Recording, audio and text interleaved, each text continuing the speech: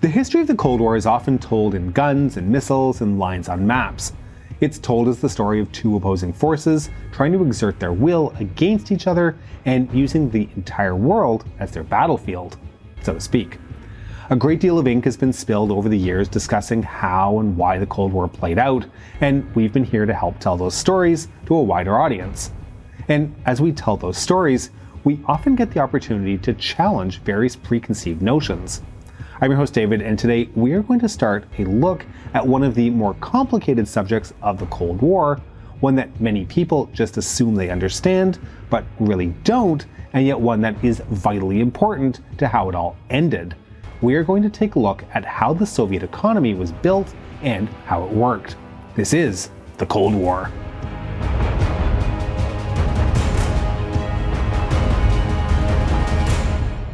Telling stories about complex history, like the geopolitical tensions of the Cold War, requires a lot of visual heavy lifting.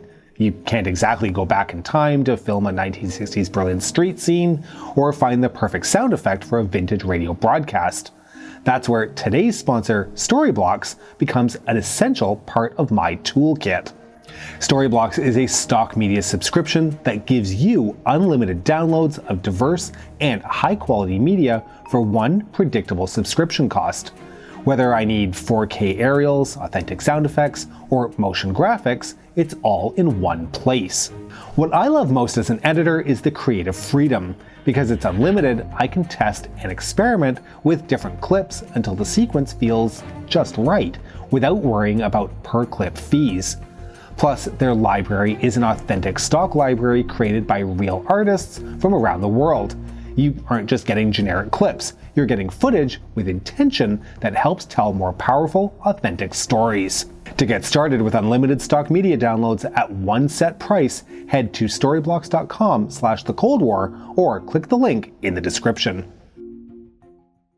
The Cold War was something new in the human experience.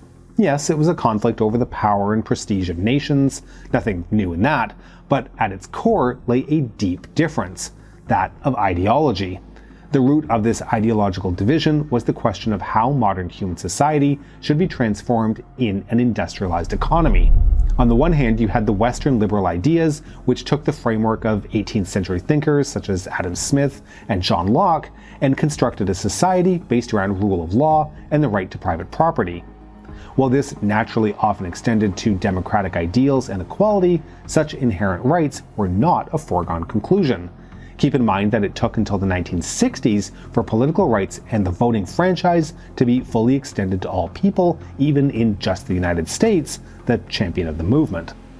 The great antithesis to liberal ideology after the Second World War was, of course, Marxism, which had originally been constructed in the 19th century as a response to and critique of the social inequalities that arose in a capitalist society.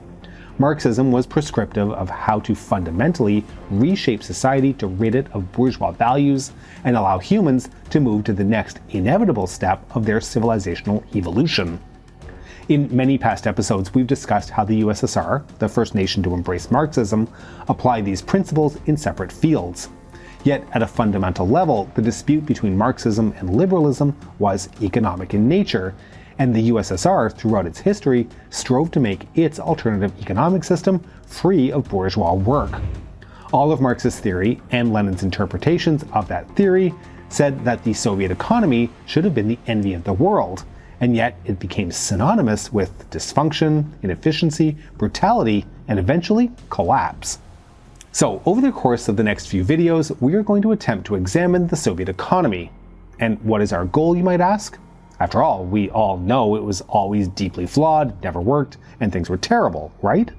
Well, what we hope to illustrate is that the Soviet system was far from perfect, but it was also not always the deep quagmire it's often portrayed to be, and that it entered various stages of evolution throughout its history.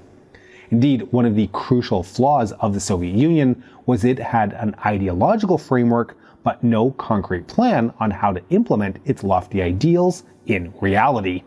Okay, we'll start with a bit of background.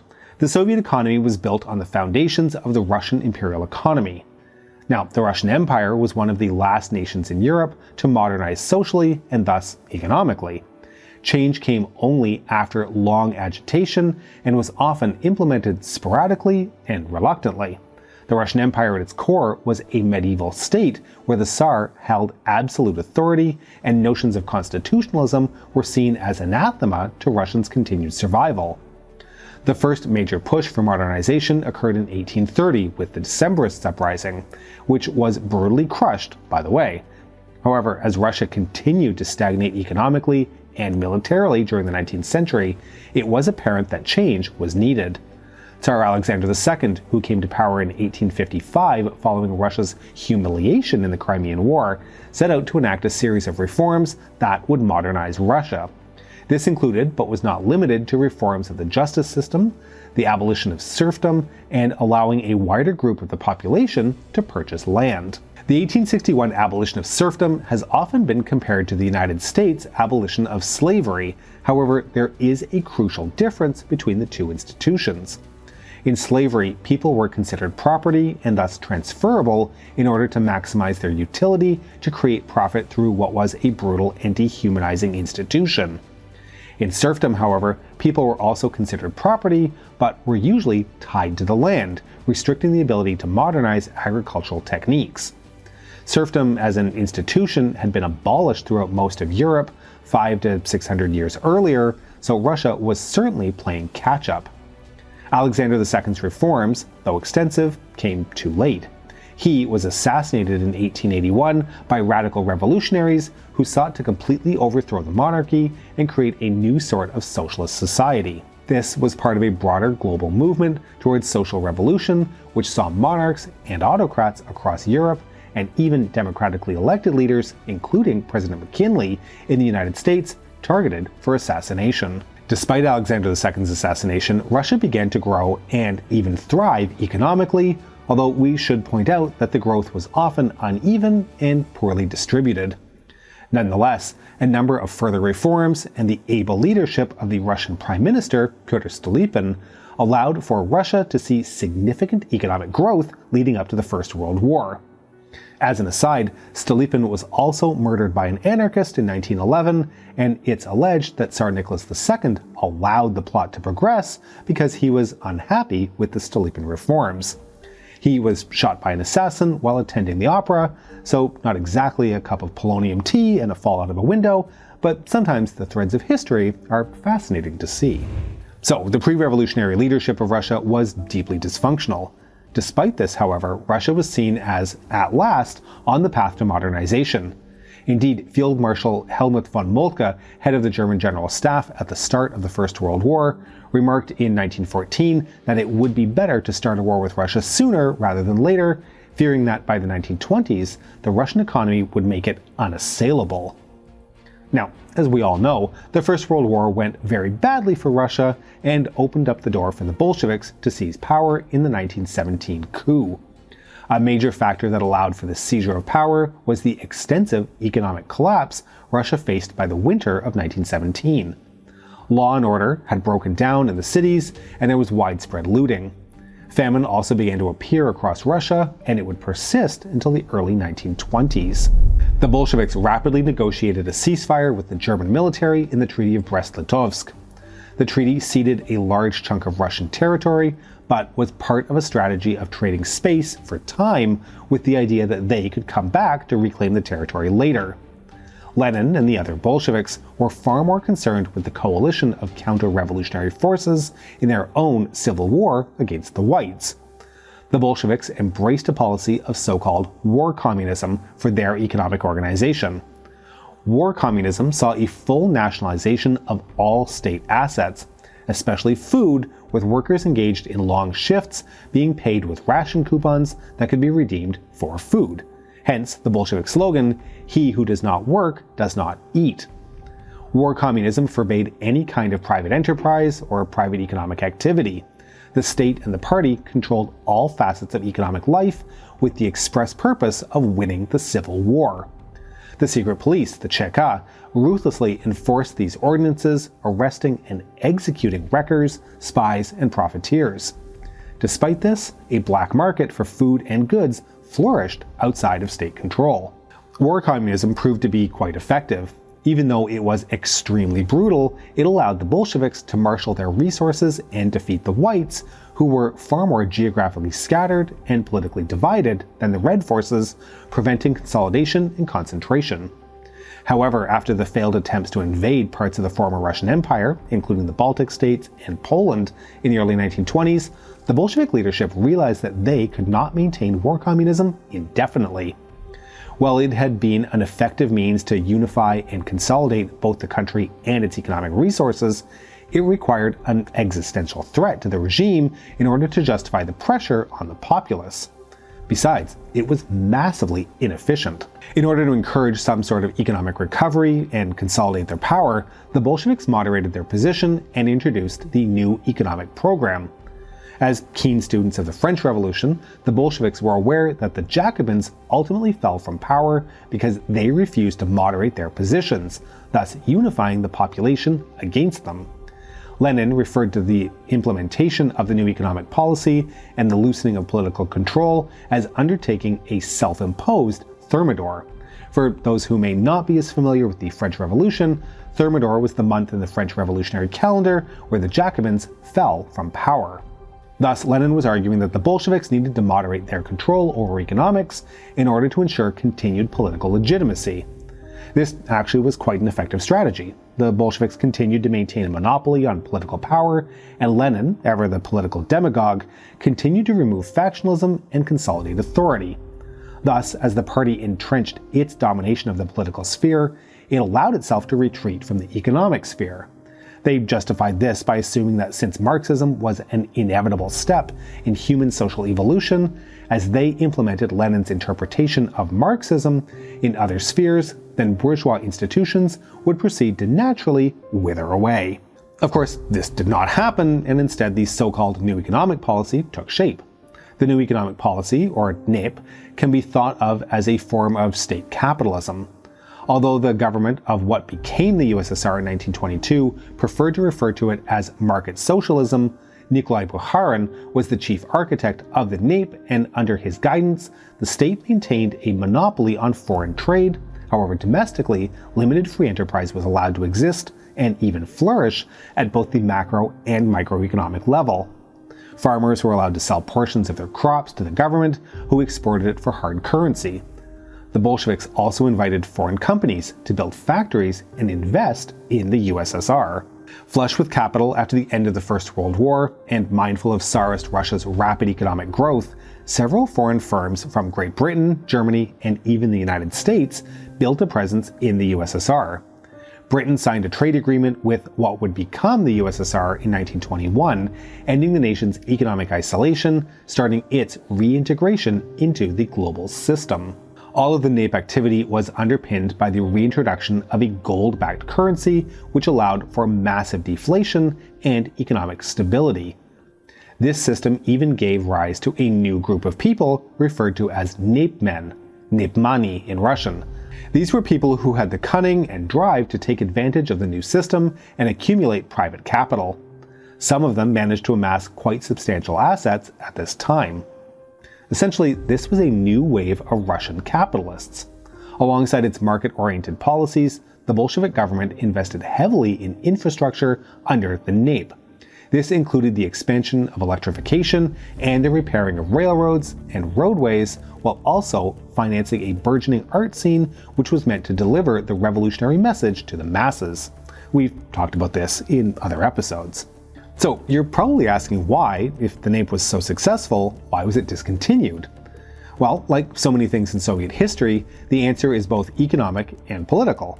Economically, by 1923, NEP policies had caused agricultural prices to fall substantially, which greatly hurt the government's ability to benefit from exports. At the same time, the price of industrial goods rose substantially. This so-called scissors crisis led to shortages of goods and strikes. It also encouraged the government to assert more centralized economic control, especially over industry, in order to lower prices. This reduced the role of free market mechanisms. Politically, it was also very easy to blame the NEPmen, speculators, and peasants for the crisis. Interestingly, opposition to the NEP had united Trotsky and Stalin, but with Lenin's stroke in 1922, both men were jockeying for supremacy within the party. It was in this contest that Stalin showed himself to be the superior political operator. Now, the beliefs and ideology of Joseph Stalin continue to be widely debated, but it was clear that Stalin presented himself as a pragmatist, even though he was opposed to the NAPE.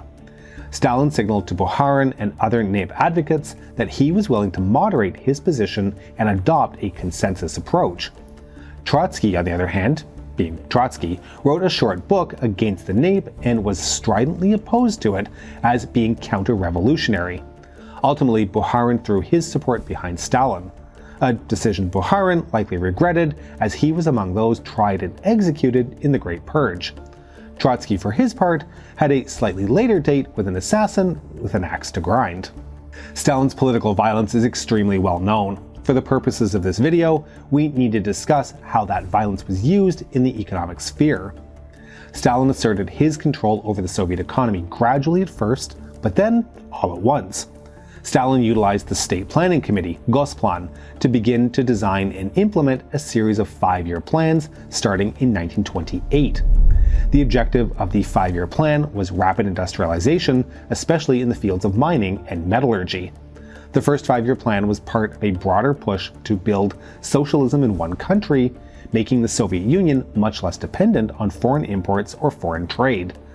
This was part of a broader movement towards economic centralization, one which would eventually see all Soviet economics centrally planned by a series of committees rather than a more organic response to market forces. Stalin also began to implement his collectivization strategy. Collectivization saw all lands taken under state control and reorganized into collective farms, rather than being managed as individual private concerns. When peasants sought to leave these farms, Stalin instituted a series of travel restrictions and internal passports. It became illegal for peasants to leave their assigned farms without permission. Although these rules eased in later years, internal passports and travel permission became a hallmark of Soviet life. Stalin's goal was ultimately to control the grain supply and increase production. This makes sense when you remember that one of the Soviet Union's main sources of hard currency, still needed to purchase goods and equipment that they could not yet make themselves, came from grain. As grain exports had fallen though, Stalin, rather than accepting this for what it was, perhaps driven by an oversaturation of grain in the market, instead blamed peasants for deliberately deflating the price of grain or subsequently hoarding it. Collectivization was extremely brutal and resulted in hundreds of thousands of deaths, both through the process itself and the subsequent famines triggered by the process. This includes, of course, the Holodomor in Ukraine, which killed millions. Stalin, ever the political pragmatist, utilized the growing plethora of political prisoners to help drive industrial development, along with pushes of construction duty for large numbers of workers and peasants. These millions of what were effectively slave laborers helped the USSR rapidly increase its production of raw materials and ability to build more steel and heavy machinery. The main customer for all of these goods was the growing armaments industry, as Stalin prepared for the war he expected to come in the near future. It's worth noting at this point that Stalin's industrialization and collectivization policies remain textbook examples of economic inefficiency and brutality. Massive amounts of time and resources were wasted on unviable, politically motivated projects, and hundreds of thousands, potentially millions of lives were lost due to this ideology driving policy. As the joke at the time went, the left bank of the White Canal Sea was built by the people who told the jokes, the right bank was built by those who listened. Now, all of this is important because Stalin's fingerprints are all over the subsequent economic institutions that dominated the USSR right up until its collapse. First of all, there was his division of the economy into two groups, the A economy and the B economy. Economic Group A, and yes, this was its official name, pertained to industries critical to national defense. This included military production, heavy metals, and agriculture. Economic Group B pertained to consumer goods. This division within the economy meant that the Soviets increasingly concentrated their top talent into Economic Group A, which allowed Economic Group B to languish. Indeed, despite pronouncements in favor of raising the standard of living in 1934, under Stalin, there was very little consistent effort to improve the life of consumers. There were adjustments, people were allowed to have personal property and to cultivate small areas for personal consumption. They were also allowed to make handicrafts, including ones that could be exchanged. This included things like clothing. Aside from uniforms, which were made in factories, most Soviet clothing was homemade in this period. As such, people who could sew could exchange the fruits of their labor for other items, often via barter, but cash became more common. Rubles were in actuality worthless, but were used as the official medium of exchange in most interpersonal transactions. Even Stalin was quite aware of the ruble's worthlessness, to the point that he supposedly awarded two of the adventurers of the Soviet atomic bomb 5 million rubles each, but then realizing the pointlessness of this exercise, instead gave them both a car with a driver and a state-owned dacha to live in. And as we discussed in our episode on Soviet shopping, hard currency was rare. Citizens could buy rare or foreign goods in so-called state-run torgsin shops in exchange for gold or silver. Given these restrictions, the majority of citizens began using the ruble as a unit of currency, with its value artificially set. Now, as to the effects of this focus on Group A, some continue to credit Stalin's industrial policies for having helped to ensure the Soviet Union survived and ultimately triumphed in the Second World War. This is, however, open to debate. Certainly, the USSR was more industrially capable because of these policies, but it remains an open question just how much of a measurable impact Stalin's economic planning and centralization had on the USSR's ability to survive the Nazi onslaught. I'm sure the tankies will be more than happy to definitively answer the question in the comments. By the end of the war in 1945, the USSR was entering a period of substantial economic recovery, primarily by using reparations from occupied territories.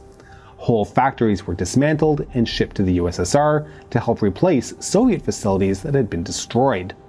Post-war, the focus was on rebuilding economic Group A, while also catching up to the new potential enemies in the West. Steel production by 1953 was twice its 1940 level, yet production of consumer goods and even the reconstruction of housing continued to lag significantly behind. In Leningrad and Moscow, people lived in heavily damaged buildings, still torn open by shell fire up until the early 1950s. Of course, those in Leningrad and Moscow could still be considered the lucky ones, as many of the residents of cities like Stalingrad and Novograd lived in temporary accommodation or even tents, as there was little effort by the authorities to rebuild the civilian infrastructure. When Stalin finally eventually died in 1953, the USSR fundamentally changed as a country. Stalin's eventual successor, the Corn Lord himself, Nikita Khrushchev, was keen to distance himself from his predecessor's brutality. Moreover, he wanted to win the argument with the West. To that end, Khrushchev enacted a series of economic reforms that were meant to address many of the underlying problems with the USSR. We've talked about Khrushchev's agricultural reforms and the Virgin Lands campaign at length elsewhere, links in the description. And remember to find someone who looks at you the way that Khrushchev looks at an ear of corn. As a quick reminder though, these agrarian reforms were designed to increase Soviet yields to match and then exceed US production. The campaign met with mixed results and ultimately did not live up to Khrushchev's expectations. But this policy was also part of a broader shift away from the centralized heavy industry fixation of Stalin's day towards a more diverse economy and higher overall standard of living. Khrushchev's other major contribution to the economy was to expand the manufacture of consumer goods and to massively increase housing construction. He spearheaded the Khrushchevka, the term used for the mass-produced mid-size apartments which the USSR began building rapidly in 1957 and 1958. The construction of these apartments showed one of the strengths of the Soviet economy, the ability to effectively implement urban planning. Within 2 decades, the USSR went from most of its population living in communal apartments with very little personal space to single or multi-room apartments. These apartment blocks had concentrated amenities and even green space with schools, shops, and recreational areas within easy walking distance. Additionally, most people resided within a short commute from their place of employment, making public transit very effective. Of course, this isn't to say that the system wasn't bureaucratic and problematic. Apartments were still cramped, and the shops would still suffer from shortages, but on the whole, the greater focus on housing and quality of life led to a general rise in the standard of living for most Soviet citizens during Khrushchev's tenure as leader. Of course, in his efforts to win the argument, Khrushchev also invested heavily in the A economy group, building out the so-called secret cities where the USSR concentrated its best and brightest to develop advanced technologies linked to things like rocketry, nuclear energy, and computers. Because of this heavy investment, the USSR did indeed begin to catch up and even gain parity with the US and the West. The space program is the key example of this. But one of Khrushchev's biggest mistakes was his effort to decentralize the Soviet economy. He moved power from Gosplan to a series of regional Soviets, the Sovnarkhoz, who were meant to coordinate economic efforts on a more local level. This upset the bureaucrats and party officials who had benefited from the centralized system, causing confusion and spot shortages, and was a contributing factor to Khrushchev's fall from power in 1964. Shortly after which the Sovkharnoz were abolished. So, there you have it. The USSR, the first part of its existence, went through massive economic shifts and changes, all in the interest of trying to realize a Marxist-Leninist ideal, which may well have been unachievable no matter the level of effort.